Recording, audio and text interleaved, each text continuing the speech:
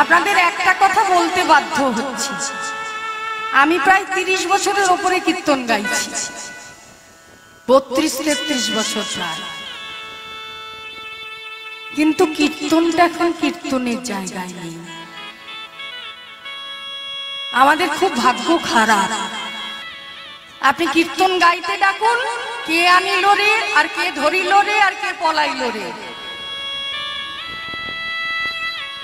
কীর্তন গাইতে এলে সে বাউল গাইছে। আপনাদের সঙ্গে আমার প্রায় 15 বছরের সম্পর্ক, তাই বলছি, সব জায়গায় বলা যায় না, মেরে ধরে নামিয়ে দেবে। খুব দুঃখের দিন কীর্তনে, কারণ এত সুন্দর সুন্দর পদ দেখুন, কত সুন্দর বিশ্লেষণ।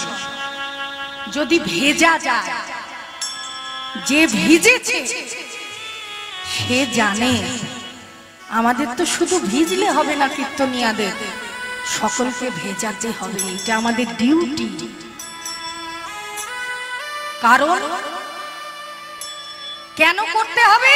কারণ হচ্ছে আমরা প্রত্যেক দিন বাড়িতে লক্ষ্মী নারায়ণ প্রতিষ্ঠা রাখব। আপনাদের এখানে এখনো ছেলেরা মাকে মা ডাকেন। আমাদের কলকাতা অঞ্চলে গিয়ে দেখুন, মা মায়ের জায়গায় নেই যেমন, তেমন আবার ছেলে মাকে মম ডাকে। দুঃখের দিন এগিয়ে আসছে। উপনিষদ বলছেন আমাদের সেই দিন শেষ, যেই দিন আমাদের ছেলেরা বউকে নেবে কাঁধে আর মায়ের কেশে আকর্ষণ করে চুলের মুঠি ধরে ঘর থেকে বাইরে বার করে দেবে। সেই দিন আসতে আর কত দেরি।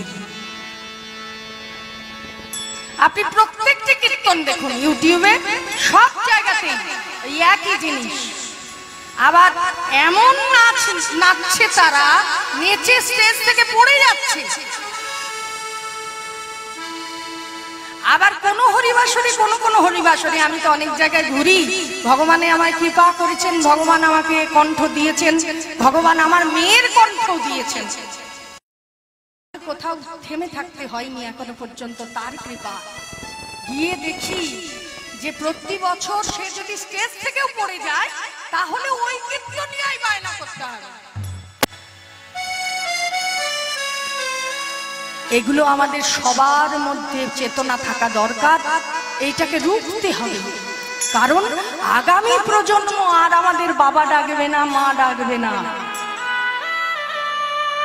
প্রতিদিন সন্ধ্যেবেলায় সন্ধ্যে দেওয়ার একটা মাঙ্গলিক নিয়ম আছে প্রত্যেকটি সংসারে। কেন দেয়? না দিলে কি হয়? না দিলে কি হয়? ভালো করলে আপনারই ভালো। ভালো করেছেন যারা এ জগতে, তাদের ভালো হয়েছে।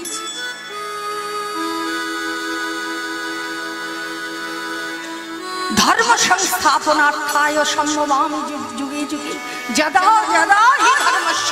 যেখানে ধর্ম সেখানে আমি, যেখানে ধর্ম নাই সেখানে আমি নাশ করি, কেবল নাশ করি, কেবল নাশ।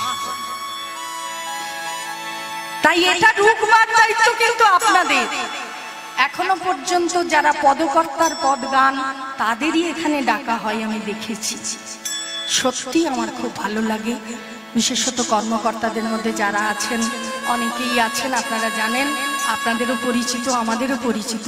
সত্যি ভগবানের চরণে প্রার্থনা করি এইভাবে যেন প্রতি মুহূর্তে আমাদের আগের প্রজন্মকে আমরা স্মরণ করি। বর্ধমান জেলার কুলিয়া গ্রাম, বাসুদেব ঘোষ ঠাকুর আপনারা জানেন।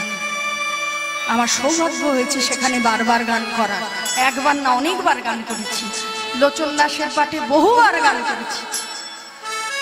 কিন্তু আমাদের ধর্মটাকে ধরে রাখার জন্য, এর জন্য সব কিছু ত্যাগ করা যায়, কিন্তু একে ত্যাগ করা যায় না নিজের জন্য নয়, আমার আগামী প্রজন্মের জন্য। নিতাই গৌর প্রেমানন্দে হরি হরি বল।